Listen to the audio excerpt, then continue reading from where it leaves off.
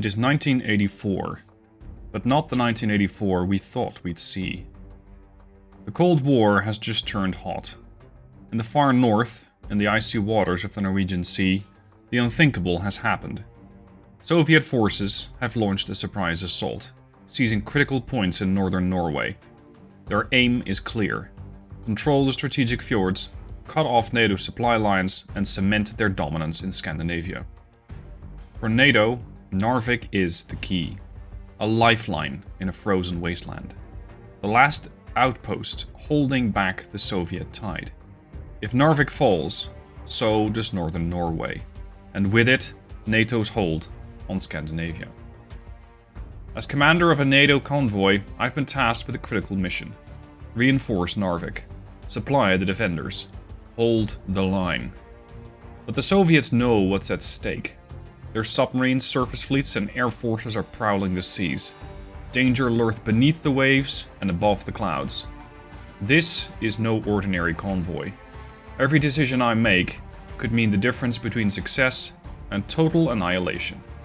The survival of Narvik and the fate of NATO's northern flank rests in my hands. The Soviets are coming, but so am I. Welcome to the fight for Narvik. Hey guys, Stealth here and welcome to Sea Power. Today's mission: have the Ingram and the Berry escort the Charlottenburg and the President van Buren all the way over to Narvik, which is quite a ways away. We need to end up in this circle. Of course, the Soviets are not going to make that easy. I am not under orders to maintain MCON, so I'm going to start blasting all sorts of radar signals. I want to start seeing what I'm up against. I also find it a little peculiar that if this convoy is this critical, we have only been sent 2 frigates to escort these cargo ships. It does not seem like a whole lot. What I'm currently doing is getting the Ingram and the Berry together with the Charlottenburg and the President van Buren, making a nice small cluster, hoping to provide at least some sort of overlapping support. Problematic is that only the Ingram has a Sea Whiz. That is not a lot of defenses, and with those few defenses we'll have to fend off whatever incoming missile the Soviets throw at us. I'm not sure if we're going to be facing aircraft, surface ships, submerged ships, i.e. submarines. I don't know. We'll just have to see how the scenario is going to unfold. As for the Berry, I also want you to have your sensors active. The Ingram. Your sensors are active. Let's push the helo to, let's say 3,000 feet and turn its sensors on, so that if something is desiring to have a closer look at us with radar, like a surface ship, we'll have a pretty quick view at it.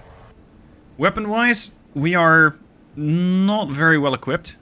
We have 24 Standard Missile 1s. These missiles are capable of doing both anti-ship and anti-aircraft warfare, and they can of course also be used to intercept other missiles. We have 8 harpoons, that's the RGM-84. We have 26 torpedoes. We have 5,080 shells for the 76mm gun, which the Oliver Hazard Perry does not place on the bow. That's where their missile launcher is. They place it amidships. And then we have 21,550 rounds for that Sea Whiz, which is on the stern. So if a missile is expected, we'll probably have to turn the ship around, making sure that that Sea Whiz is capable of engaging. Berry is potentially worse. She is much more geared towards anti-submarine warfare, carrying 40 torpedoes, 16 RUR-5s, and the RUR-5s are capable of hitting a submarine at about 6 nautical miles with anti-submarine rockets, so basically depth charges strapped to a rocket. We also have a gun. It is a 76mm, and hopefully it's 127, so it's a 5-inch. Hopefully we won't have to rely upon that one too much, because my hopes for that capability are not spectacular. As for the rest, there isn't a whole lot. This ship does not have a close-in weapon system. It does not have a phalanx. It is going to be at the mercy of incoming missiles, of course, bearing its chaff. That's pretty much the only thing that we can hope to go for. Now, the Berry has already launched her helicopter. That's the Sea Sprite that you can see up here. And at the moment, it looks like we have a pretty clear ocean ahead. At 3,000 feet, With our sensor on, that's our radar, we should be able to see quite a lot. Ingram also has a couple of helicopters aboard. Again, Sea Sprites. They are capable of doing ASW loadouts, anti-submarine warfare, or nothing. At the moment, I'm not sure if I should be expecting submarines. But just to be sure, let's start dropping a couple of these sonar buoys and figure out if there's anything ahead of us. Hopefully it's going to be a noisy submarine, because with one helicopter in the sky, I'd say my chances of detecting anything are not spectacular. Seeing as there's nothing up here right now, let's turn the radar off and just rely upon the surface-mounted radars of the Beery and the Ingram. Hopefully we won't have to use any of our weapon systems, but seeing as we're a pretty critical convoy, I don't really expect the Soviets to make it easy. Let's see how the scenario is going to unfold. It's going to be a pretty long one, because this says 11:31. It might be 11:21 now, but that's tomorrow. That's a day from now. So in that sense, yeah, we're a little bit in trouble. Okay, we have a sonar buoy away, 5 nautical miles away from Ingram. Beery is still racing up to the Ingram to take up position there. Buoy away. There's another buoy away from the helo. So that's a good, yeah, that's a good 2 nautical miles away. That's fine. I'd rather be over-prepared with the sonar buoys than under-prepared. What do we have? Oh. Okay, here we go. Track 7001 and 7002. At 3,000 nautical miles. Well, sorry, 3,000 feet. And they're approaching at 70 nautical miles. Please specify who you are. I don't have a good feeling about this, because this very much looks like a flight leader and a wingman. Like, commercial airliners generally don't travel at 3,000 feet. The Ingram, you're going to turn to port. And with that, if we're going to be seeing missiles, I hope that the Sea Whiz is going to be able to join into the fight. I'm going to pull my helicopter back, because I don't know if these guys are after the helicopter, which isn't at all unusual, or if they're after my surface units. What are these guys going to do? Seeing as they're not identifying themselves and heading straight for my group, I'm going to classify these as hostile. I don't trust this. If this was a NATO aircraft, it would have identified itself. I'm saying these guys are hostile. Okay, Ingram. I hope that you're turning around by now. You are, albeit slowly. Head 2/3. Maneuvering. Aye. Come on, start turning. Look at these screenshots. Good lord, it doesn't get any prettier than that. I know some people are saying, oh, the graphics look horrible, these are old graphics. The game is not strictly about the graphics. It's a naval strategy game, bordering on simulator territory. And I'm running it on realistic difficulty, in case you're wondering. And I think that that's exactly what the game delivers. It is not as hardcore, in the sense that you don't get any graphics unless you have a DLC, such as the Command series. Yet it is, from what I have seen so far, very, very good. Okay, these guys are 60 nautical miles out. What is the range of our weapons? You have the RIM 7s, the Sea Sparrows, with a range of 10 nautical miles. That's not a whole lot. Weapons free. Ingram, weapons free. 10 nautical miles. I hope you can do better. 17.27. Okay, it's not spectacular. Let's hope that's enough. New radar contact. What? Designate. Track 7003. New Identify radar yourself. Contact. Designate. Track 7004. What are we getting about these contacts? Information. It's getting detected by the sensor from the Perry. And it's only getting detected by radar. It could be anything. And 29 more. We have no idea what we're looking at. It's just a plane. Or rather, it's 2. And seeing as they too are directly coming for me, I am going to say these are probably not my friends. Hostile. What's their range relative to my group? Can I split this engagement up into 2? Because that would be much appreciated. These guys are 50 nautical miles out. And you? 72. So unless these slow down, we should be able to spread out the engagement. Make sure that we engage one group and then kill the other. At least something to that effect. I want you forward. No, I don't want you forward. Yeah, just return formation. Which means it should be taking a position on the port side of the Beery. Oh, sorry, of the Ingram. No, I'm not going to do that. We're going to try and form a protective screen between us and the transports. Or rather, between the enemy and the transports. The Beery's going to turn. As you can see, we're pretty close together by now. Yeah, we're very close together. That, with itself, I suppose, comes with a risk. If a missile targeted at one of my frigates decides that a bigger target has been detected, it might go for that. At which point, it is possible that we'll see the missile devour or change course, deviate to go to the President or to the Charlottenburg. Which is pretty bad. The engagement is happening rather soon. We're 38 nautical miles out. This is going to be problematic. The moment that they start coming into range, I'm going to pop 2 missiles at them. I am not waiting around. The problem that I see with the Ingram is that it has that missile launcher, which means it can fire 1, and then it has to reload. It's not a VLS. It's not as modern as that. And that means my firing rate is limited. That could be a problem. Range. 33 nautical miles. And closing quickly. Do we know more about them? No, you still don't have a clue.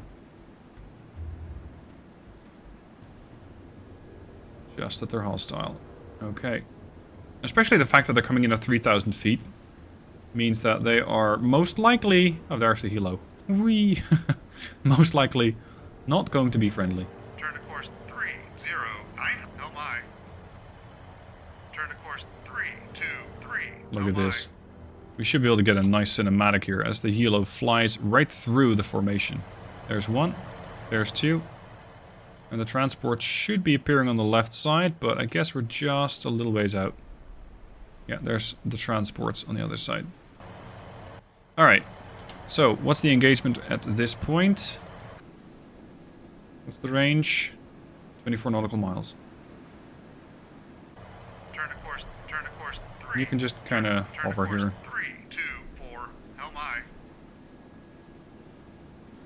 Sea was at the ready. Missiles at the ready. On station. Helo's on station. They're 17 nautical miles out. Switch to this view, which means we are in range. Engage track 7. You're going to get 2. Track 7, I'm not going to fire a harpoon at it, don't worry. And you're going to get 2. Engage track 7. We cannot take any risk with what that is. On station. Come on, Ingram. Any day of the week now. There she goes. Missile away. 7001. The problem is that rate of fire.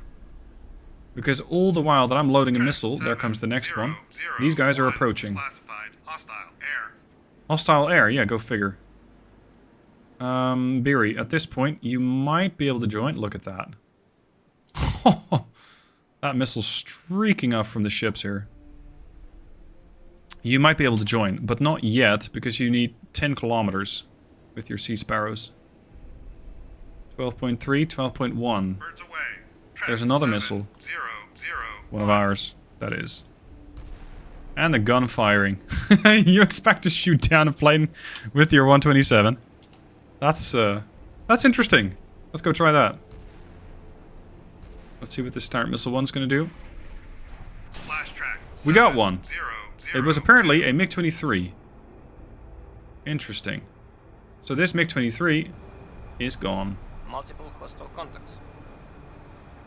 Multiple hostile contacts?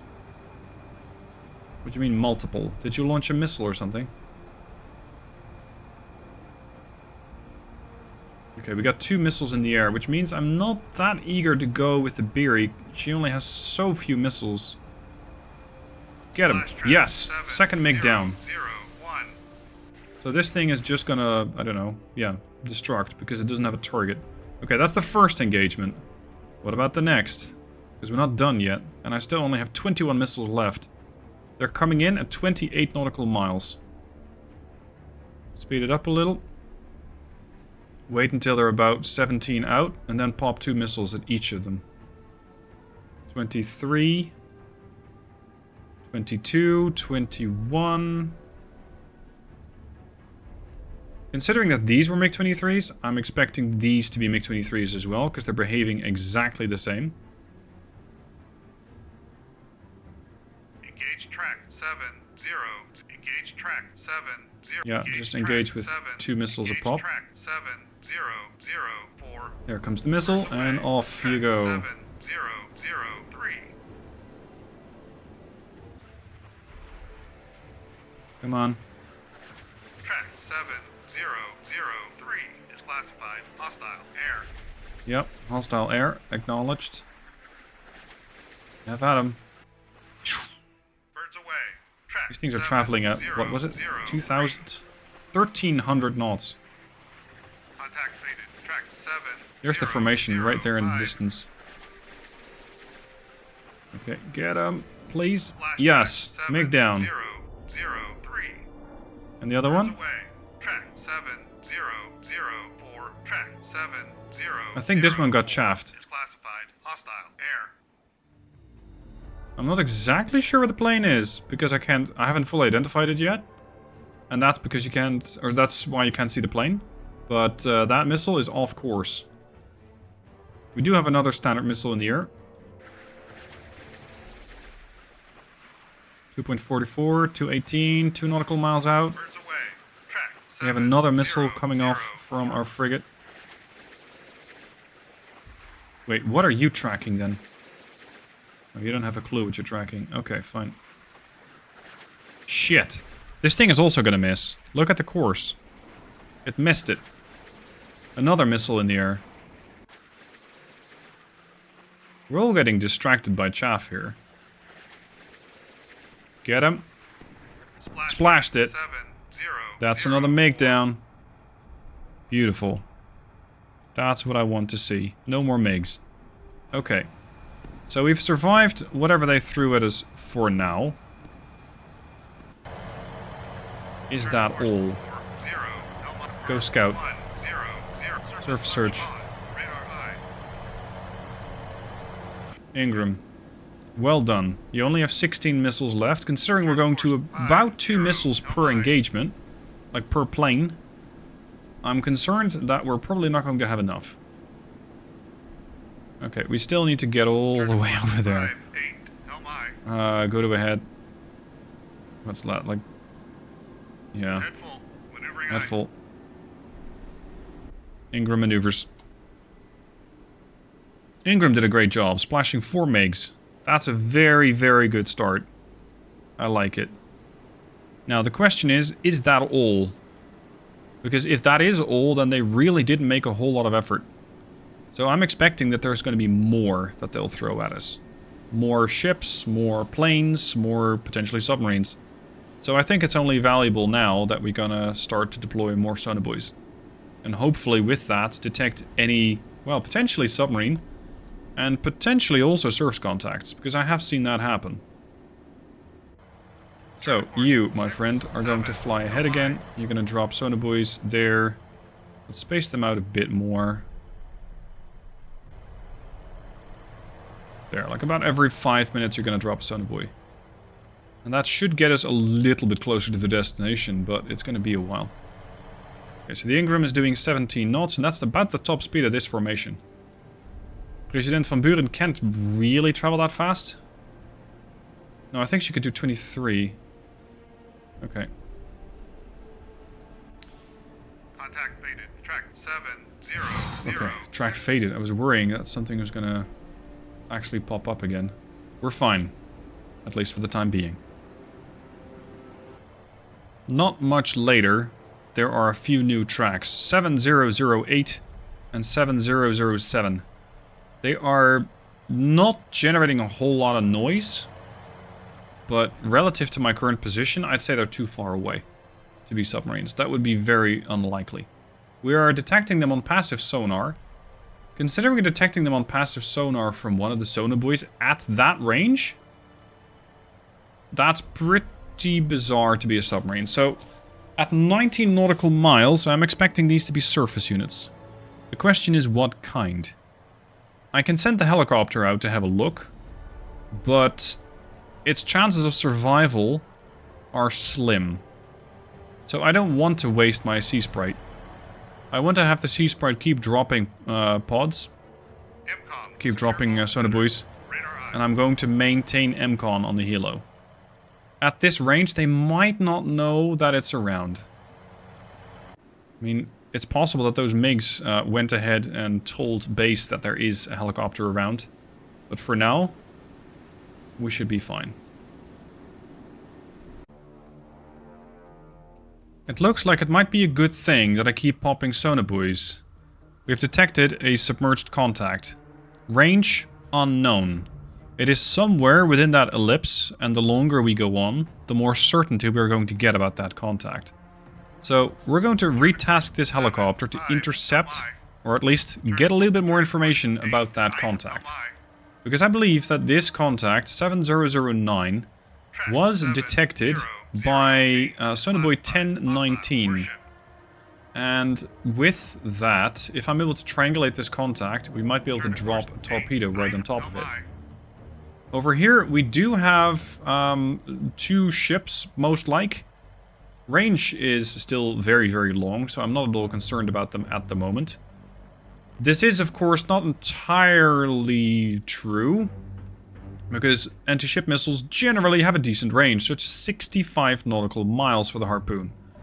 So relative to the Ingram, these ships are still 97 nautical miles out. If they're approaching at supposedly 38 knots, good lord, they're fast. Supposedly they're doing 38 knots. That's gonna mean we will have quite amount of time before we really have to worry about them. Hopefully, with that time, I can still take some time to spend on just hunting down the submarine. And seeing as I now have an actual confirmed submarine contact, I'm going to launch another helicopter. This one's going to come right from the Ingram. So the port side hangar is going to open, and we're going to pop out that helicopter.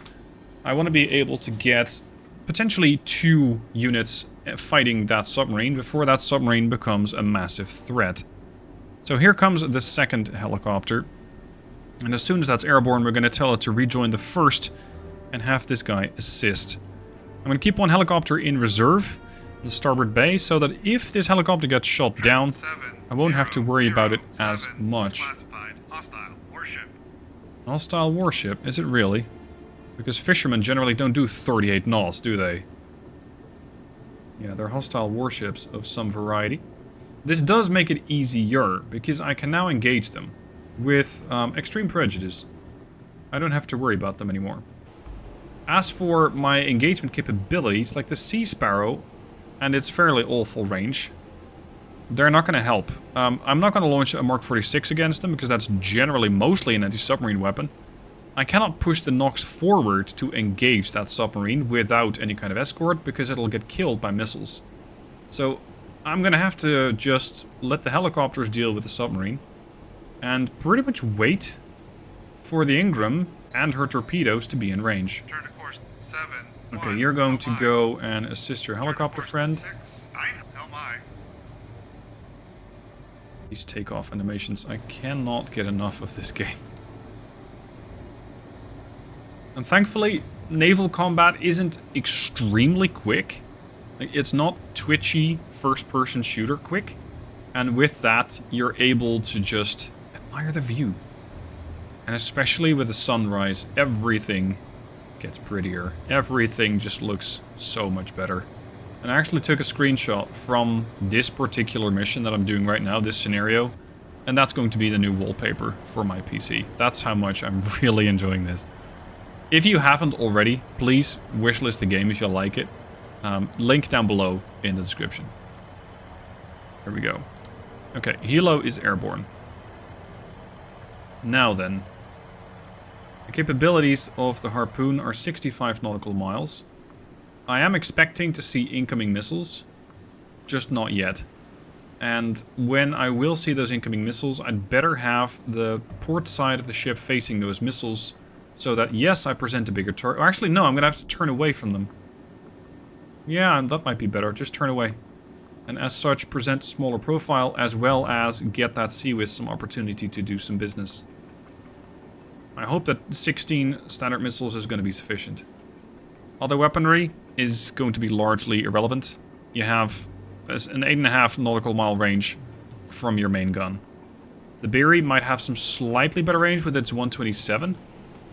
Yeah, 12. But if it's going to come to a gunfight, then something has probably gone fairly badly wrong. Okay, we are now 11 nautical miles away. Let's drop another sonobuoy. No, not a torpedo, please. Just a sonobuoy. Let's not get over enthusiastic here. Supposedly this thing is still fairly far away, but I rather doubt it. Let's see. Let's home in on that contact a little bit more. Buoy away. Very good. Proceed. Course 7-2, LMI. We splashed into the water. Very good. It's gonna take you a little while to get to where I need you, or to get you to where I need you to go, right? LMI. Oh, helos don't give you an estimation for time of arrival. Alright, fine. It's 30 nautical miles. This thing is doing 138 knots, so it should be there in about 15 minutes. In-game time. Excellent. That is good news. As for weaponry, aboard this helo, I believe we have 2 Mark 46 torps. And that generally should be enough. Also, I'd like to draw your attention to this rack over here. That's the sonobuoys. We have expended 7. And you can see that that gets upgraded visually. It's not a stock model of the helicopter as such. You actually see stuff like that disappearing. Where did you go? Did we completely lose the track? Curious. So that sub probably went very, very, very quiet. Do we have layers?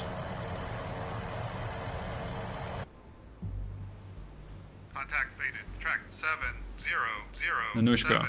Okay, we even have an identification on what it is right now. That thing is not particularly big, but as you can see, it sports some very serious missile firepower. Now, what I would really like the devs to implement is... oh, never mind, they did. I think that I asked for that a while ago. That's the Gecko, that's their surface-to-air missile, or their surface-to-surface missile if you really want to. As for the big one, the SSN-9, these guys have a range of 59 nautical miles. So I outranged them with the harpoons. That's very good news.